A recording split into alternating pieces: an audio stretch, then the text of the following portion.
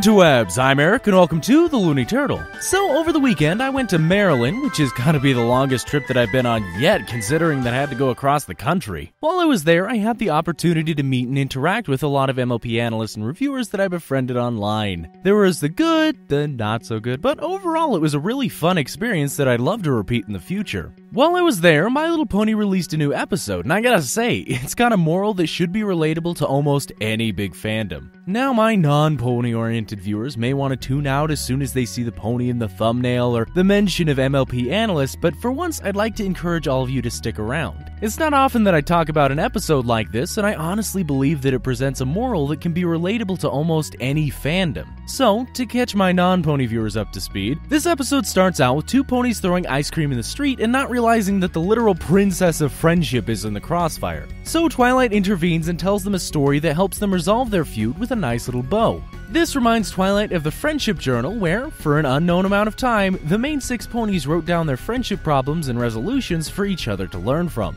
Then, after a little conversing, they all decide to make copies of the book and share it with the world of Equestria, the hope being that these lessons will help everyone with their friendship-related problems. Now, what do you think happened? Did they send out the journal and everyone lived happily ever after? Did their message only reach a select few individuals while their core audience picked favorites and demanded changes? Or is friendship just magic? Well, it's the second one, believe it or not. The writers decided to take a satirical look at the reality of mass-producing art. It's a subject that you wouldn't expect a children's show to be tackling, which is one of the things that I really like about this show. When someone makes an animation, writes a story, a movie, anything, you never know how people are going to react to it. Making videos like this, I've been able to learn that firsthand. There have been times that referencing my videos have allowed people to make new friends or get a good laugh. I don't see my videos as very funny, but there are some viewers that have been able to find some humor in it all. And there are viewers who love Looney and think that he's a really cute turtle. While others believe that my voice is like scratching a chalkboard. And that's just the reality of making this kind of art. You're going to get critics. I try to learn from this show and use these lessons in my day-to-day life. Like how in Applebuck season, Applejack learned to ask for help rather than taking on more than she can chew. Every now and then I've tried to create big projects that I can't pull off by myself. The Riff Cafe Halloween special is a good example of that. I wrote the video with a group of writers, but after a few editors dropped out, I started working on it myself. I wasn't able to finish the project and considered even scrapping it entirely, but after a little while, Keyblade Smasher offered to help edit the audio, and he found a video editor to help finish everything else. Had I not gotten that help, I don't think that the video would have ever been released. But it was through asking for help that I was able to finally get it done.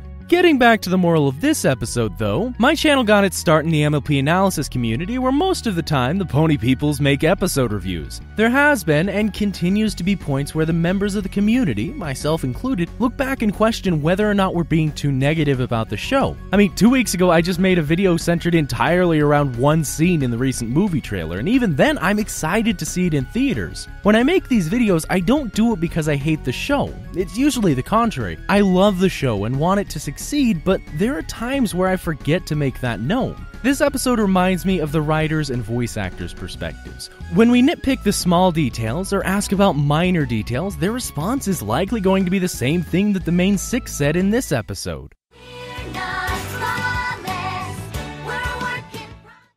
But just like in the episode, that's not going to stop the viewers from criticizing you. All this negativity can lead you to reconsider ever putting something out there in the first place. I can actually think back to my video Game Theory Was Wrong About FNAF 4 where I got a lot of negative comments saying that I was wrong to dispute a theory because it's a theory, that I stole Game Theory's end phrase by parodying it, or that there was no point to making the video. It's kind of why I haven't made a response video since then, but the silver lining is that some members of the audience understood why I made the video, to dispute a claim and continue a conversation.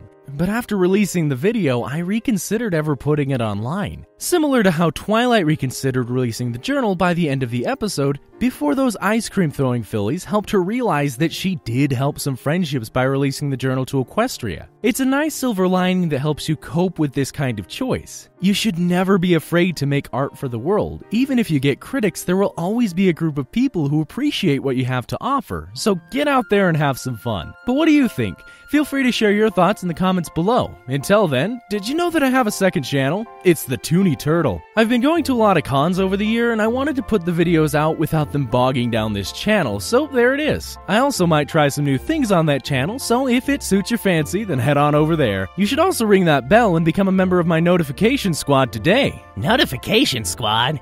No, that's how everyone says it. And what do you think we should say? Turtleification squad. It's certainly unique. Oh, and it could also be Loonification Squad. So here's what we'll do. I'll make a poll and let the audience decide. Yeah. Alright, so click the card to vote for what you think I should call my notification squad. And while you're at it, check out the video on screen, and I'll see all of you in the next video.